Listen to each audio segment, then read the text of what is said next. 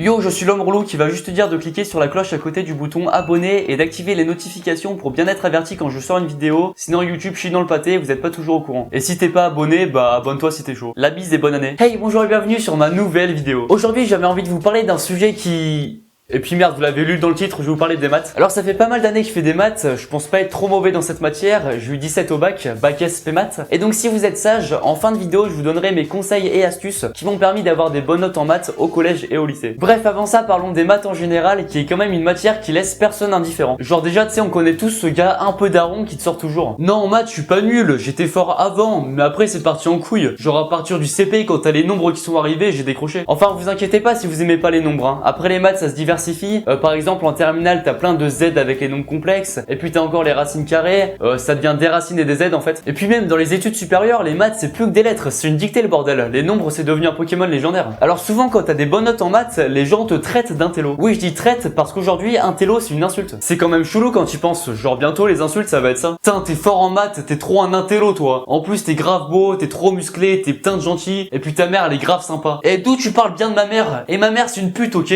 Une énorme chouin débile. Maman, Rufus il a dit que t'étais sympa. Ouf, t'es bien une pute, tu me confirmes, merci. Et elle a dit que t'as un prénom de roux. Bon, après je dois avouer que les plus grands matheux sont pas forcément ceux qui renvoient à l'image de grands souleveurs de daronne. Genre Cédric Villani, c'est un mec super hein, mais lui je pense que c'est plutôt sur du gras dur, fait des maths, des fractions. Enfin je dis ça, mais autant son délire c'est ça.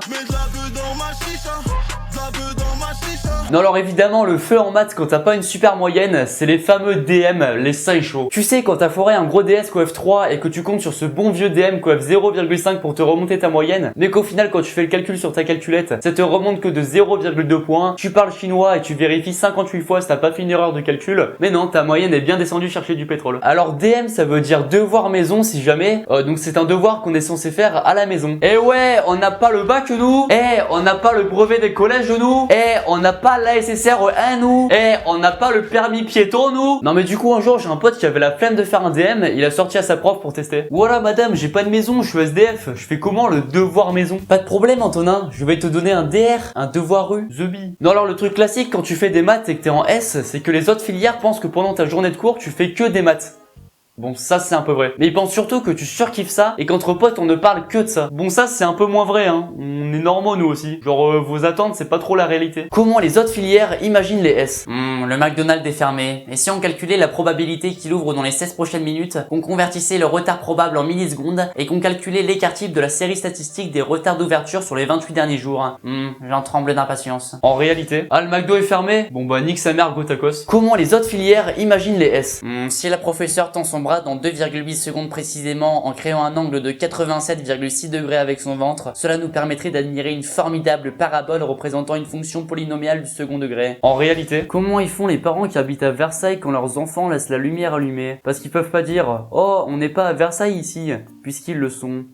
Bon allez, reprenons les choses sérieuses. Bon, je vais maintenant vous donner mes conseils pour avoir des bonnes notes en maths. Ce sont des petites astuces sans prétention qui moi m'ont permis tout au long du collège et du lycée d'avoir souvent une bonne moyenne en maths. Avant, est-ce que vous avez été sage? Est-ce que vous avez laissé un like, un abonnement, un partage de cette vidéo à vos potes? Jean-Fabrice le youtubeur relou. Alors déjà, il faut savoir que je pense pas qu'il faille obligatoirement être un génie de naissance pour avoir des bonnes notes en maths. Regardez ma tête de con si c'est pas une preuve. Je pense qu'en travaillant correctement, tout le monde peut avoir des bonnes notes et même en terminale. Écoutez pas les profs qui disent que votre moyenne va forcément baisser en maths en première ou en terminale. C'est des haters, travaillez plus et ça ira nickel. Bref, voici mes conseils. Écoutez attentivement en cours, ça vous fera gagner du temps et dès que vous comprenez pas un truc, demandez à votre prof, il va pas vous manger. Sauf s'il est cannibale et dans ce cas il vous dégustera en faisant une grande vidéo dégustation d'élèves sur YouTube. Pour réviser une interro, révisez déjà votre cours, vos formules et tout le bordel. Faut surtout que vous les compreniez, ça sert à rien d'apprendre par cœur en maths. Après pas besoin de le relire 58 697 fois, faut que vous sachiez réécrire les formules sans les avoir sous les yeux. Prenez plutôt du temps pour le plus important selon moi, refaites les exos que vous avez fait en classe. Si vous n'y arrivez pas, regardez la correction, comprenez-la, essayez de refaire sans regarder jusqu'à ce que vous y arrivez. Pour les personnes déter, refaites tous les exos, c'est la meilleure préparation, sinon essayez de cibler les exotypes. N'hésitez pas aussi à chercher de l'aide sur internet en regardant par exemple des vidéos explicatives type les bons profs ou en trouvant des exos corrigés et expliqués ou en regardant les vidéos de Lucas Studio pour faire une pause dans vos révisions, c'est très important. Réviser entre potes, ça peut être cool pour s'aider mutuellement à comprendre des trucs, mais on va pas se mentir, ça tourne très